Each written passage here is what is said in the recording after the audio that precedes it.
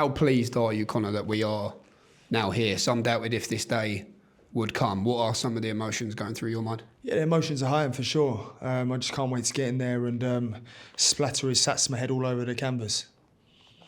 Personally. How easy was this to make when push did come to shove? We knew it was a fight that His Excellency wanted to see, but how were negotiations from your experience? The reality is, I let my team, a big thank you to Keith and Lee for getting this fight done. I've just left it to the team and trusted them to get the deal done. The reality is they didn't bother me with it.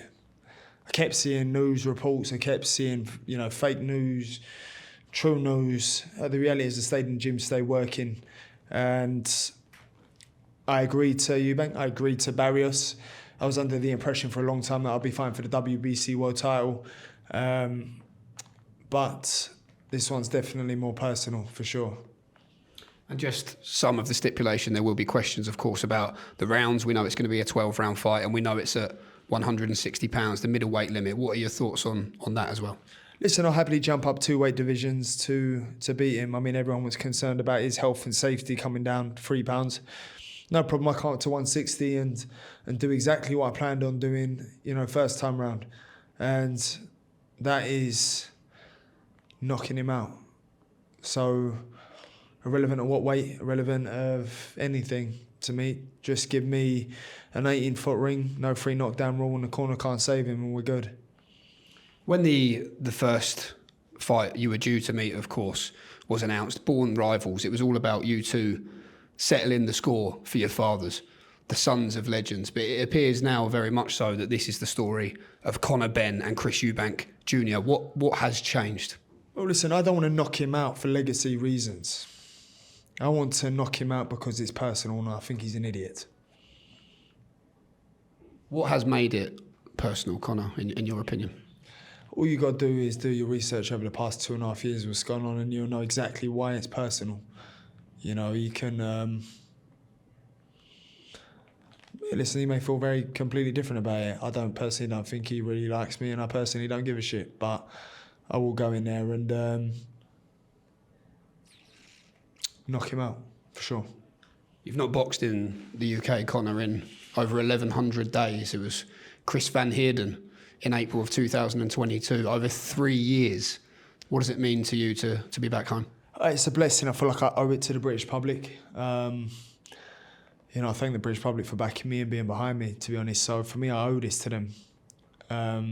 There was no other fight the British public deserve. I know the WBC title would have been beautiful, and I know a lot of people would have loved to have seen me win the WBC world title due to the lack of belief by pundits, by boxing connoisseurs, by media outlets, that I would never get to the level where I could fight for the WBC world title to, being in a position of winning it. I would have shut a lot of people up. But there is no other fight I believe the British public deserve from me than fighting Eubank. I feel like I owe it to the public to go up the full 160, and go up to the middleweight division and give Eubank a beating. I think for me it's just a blessing to be in this position. It's a blessing to be, first off, my dad's son, who's opened so many doors for me, my hero. It's only right that I do justice for the second fight that was a draw that he should have won. Ultimately, I'm just, Dad, why have you left your dirty laundry to me, mate? Why have I got to close the show for you? Why have I got to handle your dirty business? I've got to do this for my dad, because he couldn't do it himself. Brave man, Conor, brave man. Can you talk to us about the conversation you had with your dad when it all was official? What did he say? No, I've just roasted my dad. I've just roasted him. Let's make it wholesome again. I've just roasted my dad, going, Dad, listen, I know you won WBC World Title, I know you've been inducted in the Hall of Fame, but I've got to handle something you couldn't take care of. And that's getting one over Eubank. So just leave it to me, Dad. Don't worry, I got you, mate. I got you. What does this fight mean to your dad, do you think?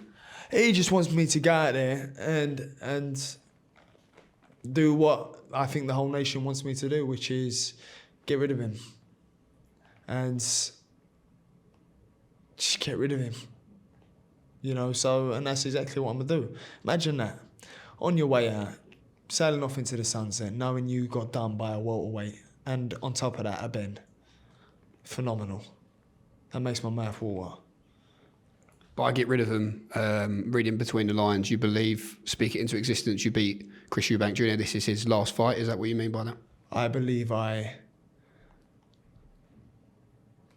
knock him out so badly, that's all he'll be remembered for. The whole name, Eubank, will just be remembered based on this knockout. Is that... look, winning is what matters in this game. It's sport. But you keep saying about the knockout. Is winning this fight not enough for Conor Benn? This isn't about winning to me. This is about inflicting a lot of pain and knocking him out. This ain't about winning. This is about... I don't even think about the 12th round. I don't even think about my hand being raised. I think about the actual fight. I don't visualise the hand being raised. I don't visualise, the 12th round, the final bell. I visualise pain. I visualise a lot of blood. I visualise missing teeth. I visualise him getting off the canvas a few times. I envision brutality. I envision modern day gladiator. That's what I am, and that's what I'm going there to do, is absolutely tear him to pieces and cut him up bad. Do you think, Conor, you'll have to be, though, in control of these emotions in the ring, or is it the theory for you, the mindset to go in there and just let all hell break loose, or does it have to be calculated? I'm down there taking his head clean off his shoulders. That's it, ultimately. So however you want to interpret that. I'm coming out of there, hot skip, couple hot skips and a big right hand straight to his big Satsuma head, followed by a naughty left hook. If he goes down, great, but get back up, please, Chris. That's it. And then I'll do exactly the same thing again until he quits. And in terms of training camp, we know your dad is a big part of your life, but he was also in camp for the first fight. What's your thoughts on that? Will you go away, certainly the biggest fight of your career, or will things be standard procedure in Brentwood? My dad is going to be part of this camp for sure, as he is every single camp. My dad's my hero. He's my idol. This fight wouldn't be happening if it wasn't for my dad. If this wasn't for Eubank's dad. Unlike the Eubanks, I love my dad and give my dad the credit he deserves and respect for opening doors for me that wouldn't have been open providing I hadn't been my father's son. So for me to have my dad in my camp is a blessing. And no doubt he wants to celebrate with me in victory. Defeat over Eubanks it's one for the history books. I'd rather have a Eubank W on my record than a world title for sure. When you speak so strongly about this, it's a good fight. It's a fight that people are looking forward to. How much does the thought of losing to Chris Eubank Jr.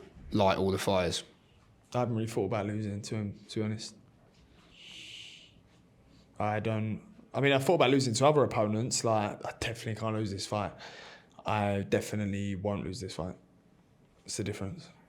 Do you think, based on everything you've been through, no concerns about any inactivity? We know you've been in the gym non-stop, but there are no doubts, seemingly, from listening to the way you're speaking now. I reckon I could have a 2-year layoff, no warm-up. Well, it's been about 13 months or however long it's been. And I will beat him at any game. That's the reality. I think I could not fight for a while. And listen, based on my Orozco performance, I hadn't fought for 30 months, been through hell, still going through hell in the midst of it. Based on the Orozco performance, I knock Eubank out cold. Based on that alone. And based on Eubank's last performance. So ultimately I don't really care about all of this. I've actually had enough of this interview right now.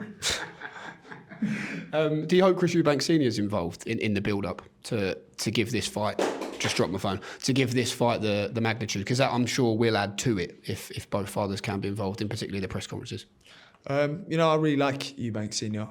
And even he thinks his son's a wanker. So probably not. As you've had enough of this interview, Conor, which is always what we love to hear, I'm going to give you the mic. This is your chance to send a message to Chris Eubank Jr. down that camera and tell the British boxing fans why they absolutely cannot miss this fight. You do not want to miss this. I promise you it will be entertaining, but it won't be long. 4 rounds, and it's good night. Night. I'm going to tuck him in nicely for you lot. Conor, best of luck in training camp, and we cannot wait for this fight.